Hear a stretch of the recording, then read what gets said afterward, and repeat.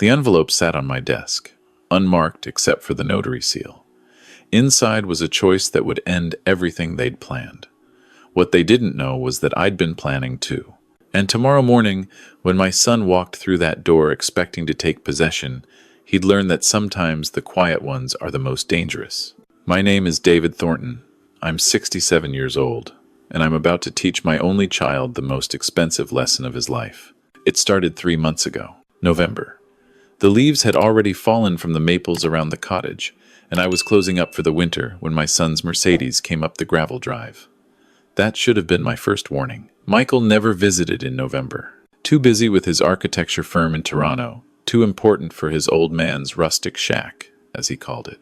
But there he was, stepping out of his car in his $1,000 suit, his wife Claire beside him in heels completely inappropriate for cottage country. Claire was a real estate developer, the kind who turned century-old neighborhoods into glass condos, the kind who saw heritage as an obstacle to profit. "Dad," Michael said, not bothering with a hug, "we need to talk." I was carrying firewood. I'd been carrying firewood when my wife Margaret died 10 years ago. When Michael got married 5 years ago, when he forgot my birthday last year. Always carrying something, always watching my son drift further away from the man I'd tried to raise him to be. "Come inside," I said. "I'll put on coffee." "This won't take long," Claire said. Her smile was sharp. Professional. The kind she probably used before telling someone their home was being demolished. "We have a proposal." They didn't wait for the coffee.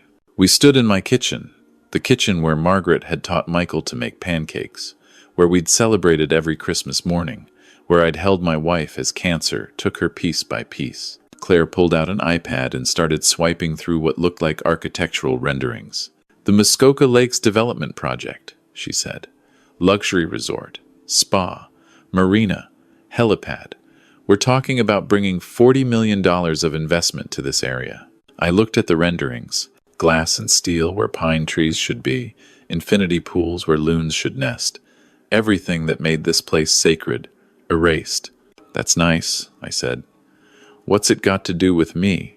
Michael stepped forward. "My son, 6'2" of Yale education and Toronto arrogance. Your property, Dad. This cottage. The 12 acres along the lake. It's the keystone parcel. Everything hinges on this location. I'd inherited this land from my father. He'd bought it in 1952 for $3,000. Built the cottage himself, log by log. Margaret and I had raised Michael here. Every summer, swimming off the dock, learning to fish, building fires. Or so I'd thought. "It's not for sale," I said. Claire's smile never wavered. "Mr. Thornton, let me be direct. We've already secured every other property we need. The investors are committed. The permits are approved, but we need your 12 acres. Without them, this entire project collapses." "Then I guess it collapses," I said. That's when Michael's voice changed. Hard, cold. Nothing like the boy who used to climb into my lap during thunderstorms. "Dad, you're 70 years old. 67. Whatever. You're getting older. This place is too much for you.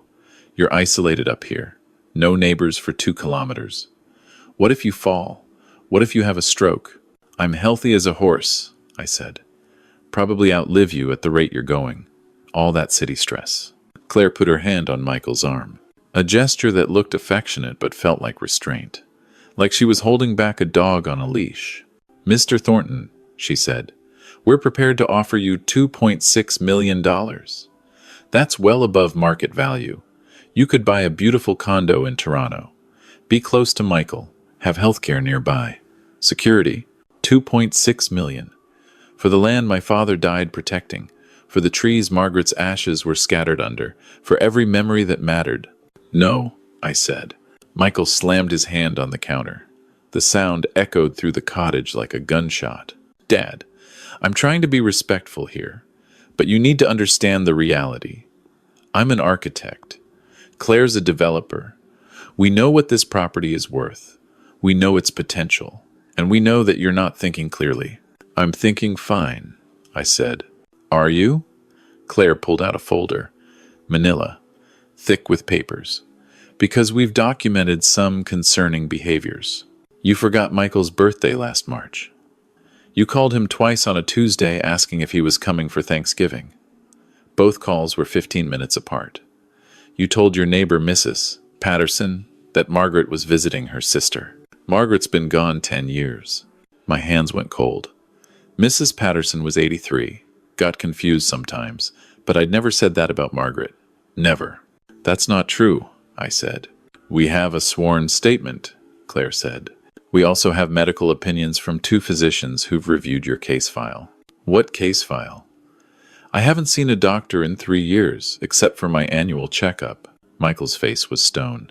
Dad, we're trying to help you, but if you won't accept help, we have legal options. A competency hearing. We can have you declared unable to manage your own affairs. And then, a court-appointed guardian will sell this property anyway. The room spun, not from confusion, from rage. Pure, cold rage. You'd do that to me? I said. Your own father? If we have to, Michael said. Look, Dad, sign the papers, take the money, move to the city. Or we file the petition next week. Your choice. They left their folder on my counter. Legal documents already prepared. All I had to do was sign. Transfer of deed. Power of attorney. Everything they needed to erase 40 years of my life. After they drove away, I sat in the kitchen until dark, staring at nothing, feeling something inside me break that I didn't know could break. Then I picked up the phone and called the only person I knew who'd understand. James, I said when he answered, I need your help. James Whitmore had been my friend since we were 18. We'd met in first year at Queen's University, pledged the same fraternity, stood up at each other's weddings. He'd become a real estate lawyer, senior partner at one of Toronto's biggest firms, and he owed me big. I'd lent him $15,000 in 1983 when his firm was going under. Never asked for it back, never even mentioned it. David? His voice was concerned. It was 10 at night. I never called late. What's wrong? I told him everything. Michael, Claire, the development, the threats, the documents claiming I was incompetent. There was a long silence on the other end. Then James said 4 words that changed everything. Don't sign anything. Wait. Wait for what? I need to make some calls. Can you come to Toronto tomorrow? I can drive down. Good. My office. 2 o'clock. And David? Bring that folder they left. I want to see what we're dealing with. I didn't sleep that night. Just sat by the window watching moonlight on the lake, remembering Margaret teaching Michael to skip stones. His little hand in hers, their heads bent together, her patient voice. It's all in the wrist, sweetheart. Gentle, like you're petting a kitten. Michael's first fish. A smallmouth bass, nothing special. Maybe 2 pounds, but you'd have thought he'd landed a marlin the way he whooped and danced. Margaret took a photo. I still had it. Michael, age 7, gap-toothed grin, holding up that fish like it was made of gold. His 16th birthday. I'd saved for 2 years to buy him a used canoe, red fiberglass. Nothing fancy, but I'd painted S. Michael on the stern. He'd hugged me so hard I couldn't breathe. Best present ever, Dad. I'm going to keep this forever. The canoe was rotting in his garage in Toronto. He'd told me that last Christmas. Takes up too much space, Dad. I might donate it. Forever lasted 8 years. I drove to Toronto the next morning. James's office was on Bay Street, 72nd floor, floor-to-ceiling windows overlooking Lake Ontario. His secretary brought me coffee in a china cup. Everything in that office cost more than my truck. James came out of a meeting to see me. 68 years old, silver hair, still sharp as broken glass. Let me see the documents, he said. I handed him the folder. He read for 20 minutes while I drank my coffee and tried not to look at the clock. When he finally looked up, his face was grim. This is garbage, he said. Complete fabrication. These so-called physician opinions, I know both doctors. They've never met you. They gave opinions based on information provided by family. That's not a diagnosis. It's hearsay. Can they do this? They can try. They'd lose. But it would take 6 months, cost you $50,000 in legal fees, and it would be ugly, public. You'd have to testify, undergo psychiatric evaluation, the whole circus. So what do I do? James leaned back in his leather chair. steepled his fingers, smiled. You sell the property. My heart dropped. What? Not to them, to someone else. Before they can file their petition, you're competent right now. You have every right to sell your own property. And once it's sold, there's nothing for them to fight over. But I don't want to sell to anyone. David, James said gently, they're going to make your life hell. Even if they lose in court, they'll appeal. Drag it out, harass you. I've seen it 100 times. Greedy children who can't wait for their parents to die. I thought about that. Thought about Michael's face when he slammed the counter. The coldness. The calculation. What if, I said slowly, what if I sold it to someone who wouldn't develop it? Someone who'd keep it as is? James raised an eyebrow. You know someone like that? The Land Trust. The Muskoka Heritage Conservation Trust. They preserve properties, keep them wild. They'd have to have the money. $2.6 million. That's what Michael said it's worth. James pulled out his phone, made 2 calls, had a meeting set up for 4 o'clock that afternoon. The Conservation Trust director was a woman named Patricia Chen, 45, practical boots, fleece vest, the kind of person who actually cared about loons more than lakefront footage. Mr. Thornton, she said, we'd be honored. Your property is ecologically significant. Nesting grounds for 3 endangered species. Old-growth forest. If we could preserve it. She trailed off, looking at spreadsheets on her laptop. The problem is funding. We could raise maybe $1.8 million. That's 2 months of capital campaign. Grants. Donors. What if you didn't have 2 months?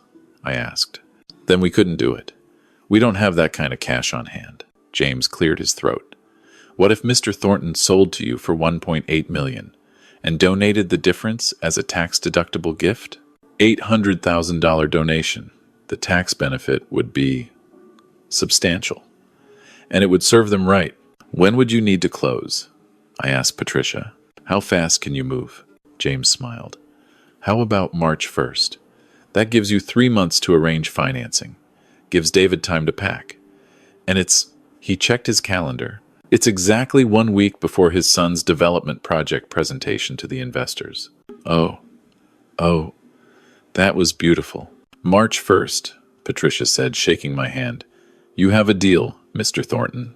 I drove back to the cottage that night in the dark, stopped at the Tim Hortons in Gravenhurst for coffee, sat in the parking lot and called Michael. Dad? He sounded surprised. Probably expected me to be too scared to call. I've thought about your offer, I said. And I need some time. This is a big decision. I could hear the relief in his voice. He thought he'd won. Of course, Dad. Take all the time you need. We're not trying to pressure you. Liar. There is one thing, I said. The money. $2.6 million. How would that work? Wire transfer. Once you sign, funds in your account within 24 hours, and the development. When does that start? Groundbreaking is scheduled for March 10th. Big ceremony. Investors flying in from Vancouver and New York. It's going to be incredible, Dad. You'll see. This is going to put Muskoka on the map. Muskoka was already on the map. It just wasn't on the map of people who think heritage means heritage granite countertops. Sounds exciting, I said. Let me think about it. Sure, Dad. But don't wait too long, okay? The investors are getting antsy. I hung up, sat there in the Tim Hortons parking lot, watched people coming and going, families, couples, normal people living normal lives, not plotting to destroy their parents. When did I lose him? When did Michael become this person? I traced it back. Medical school. That's where it started. Margaret had just died. Michael was 23. I'd saved $60,000 for his education. My salary as a park ranger wasn't much, but I'd put away $500 every month for 12 years. Lived cheap, drove old trucks, never took vacations. Michael got into the University of Toronto architecture program. Top-ranked, expensive. I gave him the $60,000. Make me proud, I said. He made the dean's list. Met Claire. Graduated with honors. Got hired at a prestigious firm. Everything I'd hoped for. But somewhere in there, he forgot where he came from. Forgot the cottage. Forgot the values. Started talking about market opportunities and asset optimization. started looking at me like I was a problem to be solved instead of a person to be loved. Claire accelerated it. I saw that at their wedding. Small ceremony, expensive venue. She'd invited clients and investors. I'd invited James and 3 guys from the Rangers. We looked like we'd wandered in from a different party. During the reception, I'd tried to talk to Michael. "Son, your mother would be so proud." He'd smiled, distant. "Thanks, Dad. Listen, I need to go schmooze some people. Claire's boss is here. Big opportunity." That was 5 years ago. I'd seen him maybe 10 times since. Always brief, always awkward, always ending with him checking his watch and saying he had to get back to the city. And now this, the final betrayal. Not content to abandon me emotionally, he wanted to take the last piece of Margaret I had left. No, I wouldn't let them.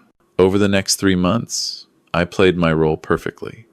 The confused old man, forgetful, asking the same questions twice, letting Michael think his strategy was working.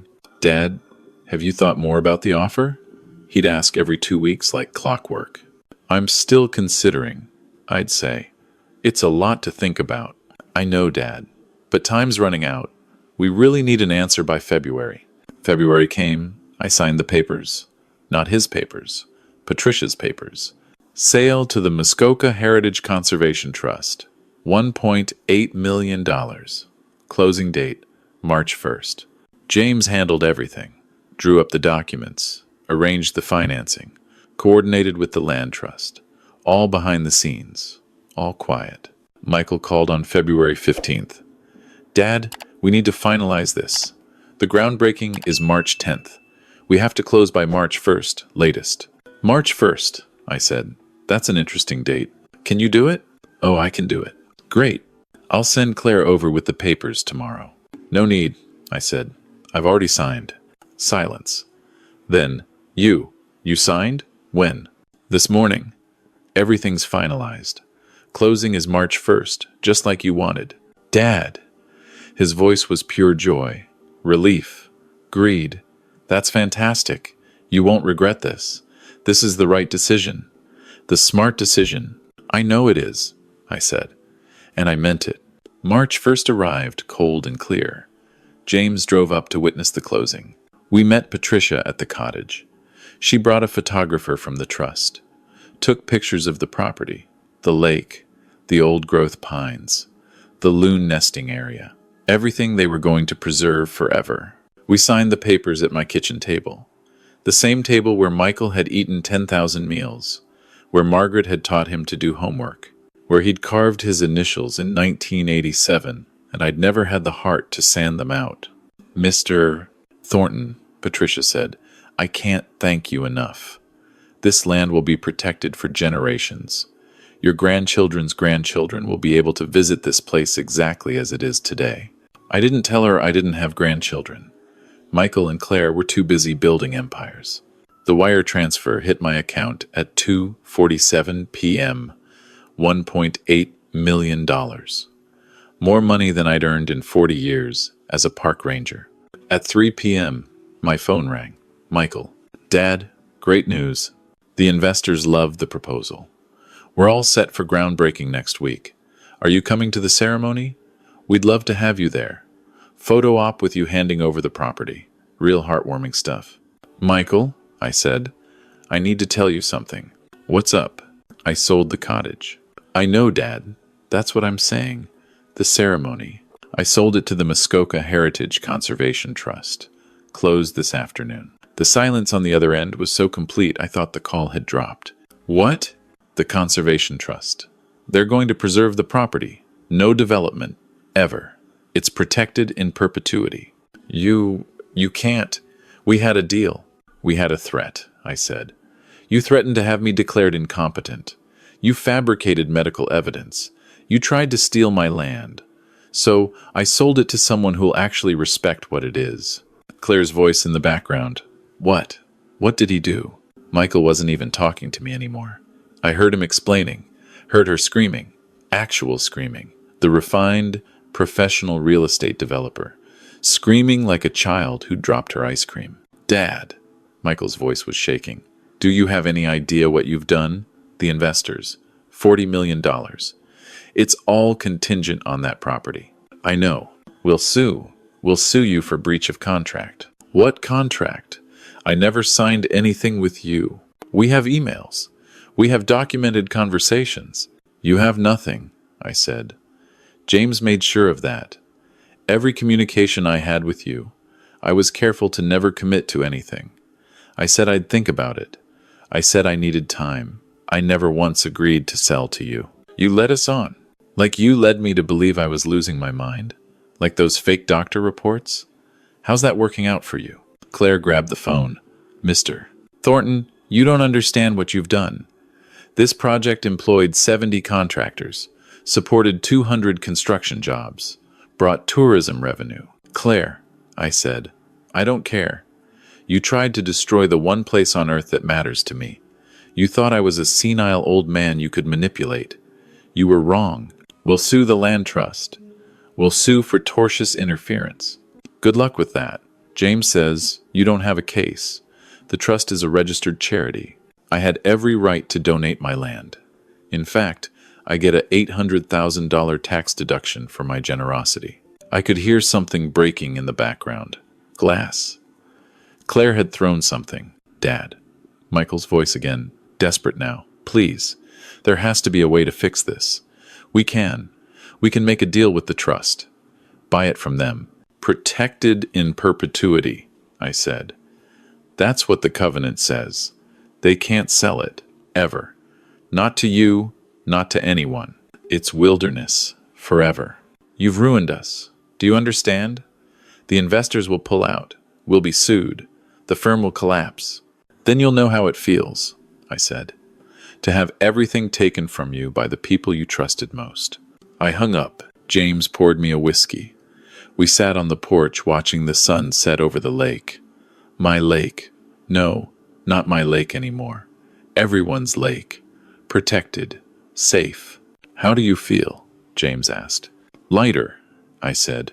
Like I just put down something I've been carrying for 40 years. He'll come around eventually. They always do. Maybe, maybe not. Either way, I'm done carrying him. We sat in silence for a while. Then James said, What will you do with the money? There's a youth program. City kids. They bring them up to cottage country for nature camps. Teach them canoeing, fishing, all the things Michael used to love. I thought I'd fund a few scholarships. Make sure kids who can't afford it get to experience what this place is really about. Margaret would like that. Yeah, I said. She would. I moved out a week later. Bought a small house in Barrie, 2 bedrooms, nice yard, close to the hospital, the grocery store, all the things Michael had said I needed. The irony wasn't lost on me. The land trust sent me photos once a month. The cottage was designated a historical site.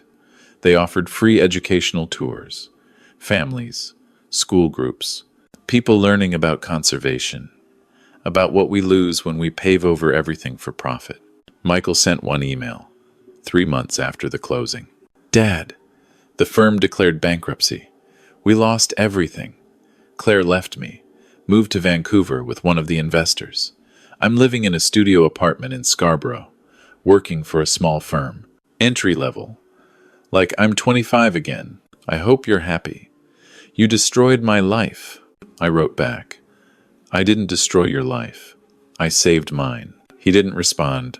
Sometimes I drive up to see the cottage, park in the new visitors' lot the trust built, walk the trails they've maintained, see families picnicking where Michael and I used to fish, see kids learning to identify bird calls where Margaret scattered flower seeds. Last month, I saw a boy about 7 years old, dark hair, gap-toothed grin.